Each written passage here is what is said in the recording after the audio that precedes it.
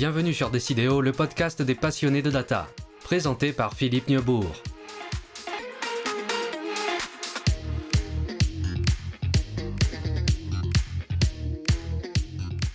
Interdire ou empêcher deux logiques de gouvernance à l'épreuve des données et de l'IA.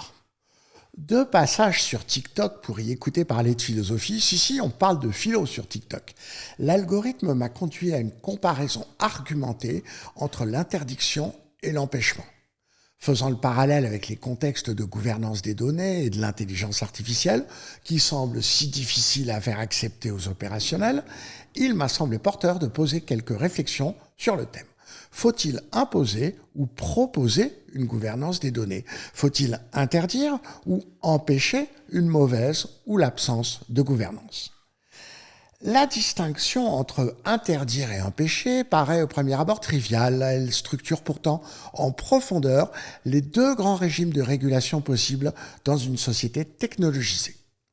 Interdire est un acte normatif.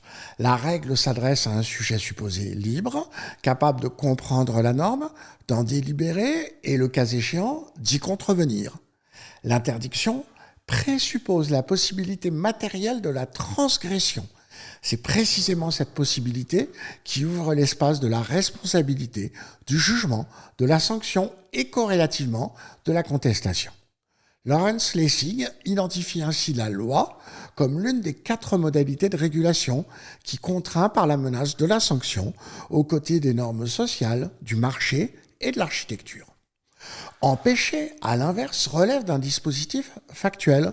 La conduite n'est pas réprouvée, elle est rendue impossible. Aucun sujet n'a à délibérer, aucun juge n'a à trancher, aucun contrevenant n'a à répondre. Dans le cyberespace, cette modalité est portée par le code informatique lui-même. Lessig démontre que le code et l'architecture définissent la manière dont nous vivons le cyberespace et déterminent s'il est facile ou non de protéger sa vie privée ou de censurer la parole. L'architecture remplace la délibération par la configuration. La portée critique de cette distinction a été remarquablement développée par Alain Supiot dans La gouvernance par les nombres, publié chez Fayard en 2015. Il y montre comment la loi cède la place au programme et la réglementation à la régulation dans un imaginaire institutionnel où l'on viserait la réalisation d'objectifs efficaces et mesurables plutôt que l'obéissance à des lois justes. L'enjeu, pour Supiot, n'est pas seulement technique. En envisageant les hommes comme des ordinateurs programmables, la gouvernance par les nombres sape le règne de la loi et fait ressurgir un système d'allégeance quasi-féodale. Là où la loi suppose un sujet juridique responsable, le programme suppose un comportement acconditionné. Mon opinion pour une primauté de l'interdiction sur l'empêchement. Au terme de cette analyse, je défends en effet la thèse suivante. Dans la gouvernance des données et de l'IA, l'interdiction doit être première, l'empêchement instrumental. Mais c'est à vous de me dire dans les commentaires si vous êtes d'accord avec cette vision ou pas. Cette hiérarchie repose sur 3 raisons. D'abord, une raison de principe démocratique.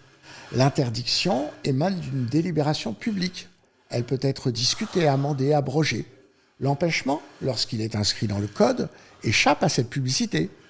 Il est défini par les concepteurs, souvent privés, et son fonctionnement est opaque pour la majorité.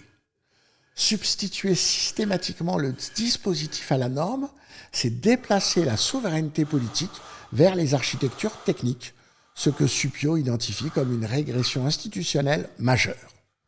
Ensuite, une raison anthropologique. L'interdiction maintient ouvert l'espace dans lequel l'agent peut choisir d'obéir ou de transgresser, et donc peut être tenu pour responsable.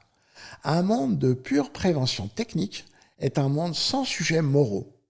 Or, sans cet espace, c'est la possibilité même de la subjectivation politique qui s'efface, et avec elle, paradoxalement, toute critique du système.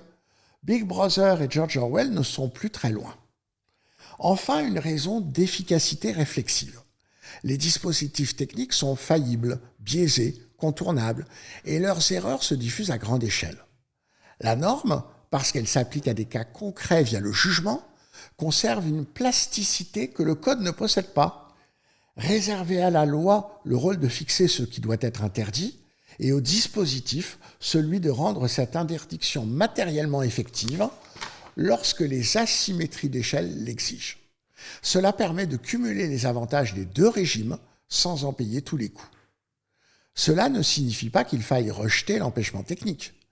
Face au passage à l'échelle des systèmes d'IA, à la rapidité des traitements automatisés, à l'asymétrie d'informations entre opérateurs et personnes concernées, l'interdiction seule serait souvent purement déclaratoire.